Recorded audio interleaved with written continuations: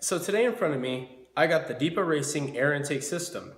And this literally is just like the K&N air intake system, but a lot cheaper. I paid $180 for this system, and that system was over $400. So right off the bat, I'm just going to say the reason why I got this air intake system is just for the better flow, and it's a lot cheaper, and it's like I'd rather pay 180 bucks than have to pay extra money just for that. And actually the extra money is going straight to the AEM fuel pressure regulator. But the money that I spent on this, it has a free-flowing pipe, it has a heat shield, it has a mounting bracket to hold the air intake in place, and you also get a brand new air filter from K&N. But I already started installing some of the parts just to make the video a little quicker. And you do get two couplers, you do get hose clamps, you get the recirculating coupler, as well as two grommets. Now the two grommets on the 2009 and lower editions of the Evo X, they have one thinner valve, I guess, leading to the breather valve or on your valve cover. And 2010 and up have a bigger hose, I guess, leading to the breather on the valve cover. So they said 2010 and up use the plastic grommet that you give you, and obviously this is going to be for the air intake vacuum line leading to your boost controller solenoid. So other than that, you get the heat shield, like I said, and the air filter. And I mean, we're going to show you the rest in the video, how to install it and what it looks like after being installed. But one thing that I do want to mention, if you guys want to, obviously use reflective tape to wrap the heat shield, wrap the piping. The reason why is heat soak is the biggest killer of horsepower, and you do not want that, especially, I mean, like, think about it, it's like 5 horsepower, yeah, I mean, it could make a difference if that horsepower adds up, but the thing is, it's just going to help with that heat soak. And I mean, especially living in Florida, there is a lot of heat, and you definitely don't want to trap heat inside the engine. Like I said, take the extra measure to get it. It's only like 25 bucks for a roll, and it'll give a nice gold appearance as well as keep your components nice and cool. So that's pretty much about it. Let's get started with the install. So the first thing we're going to be doing is taking off the fresh air scoop leading to the air intake.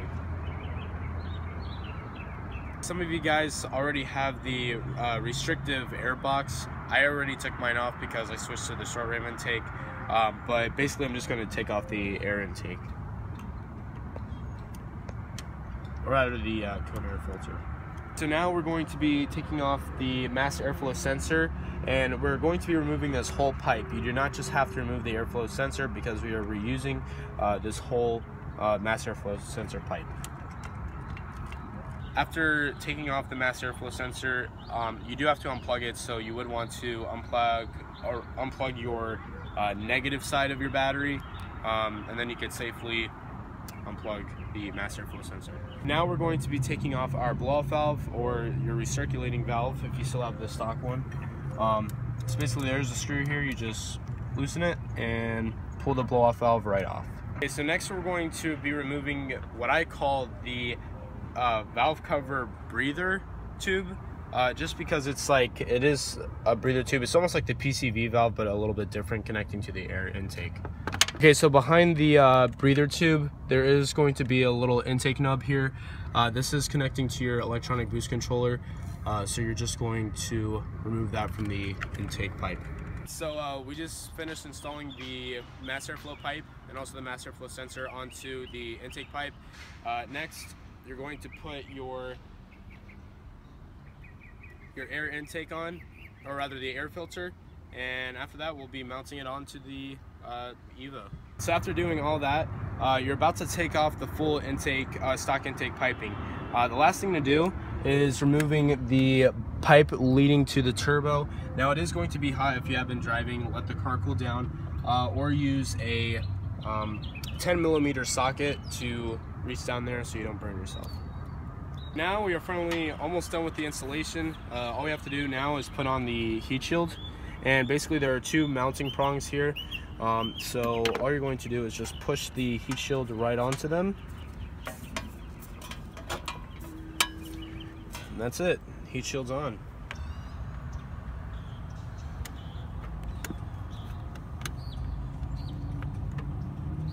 Basically, we already installed the intake.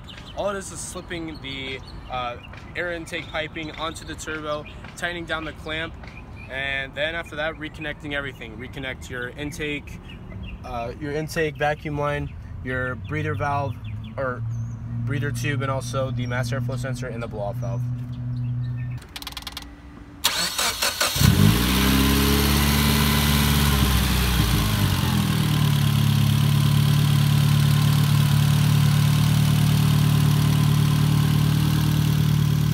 That's it.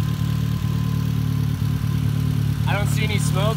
Doesn't sound like it's leaking, so it's good. Yeah, I'm about to sneeze.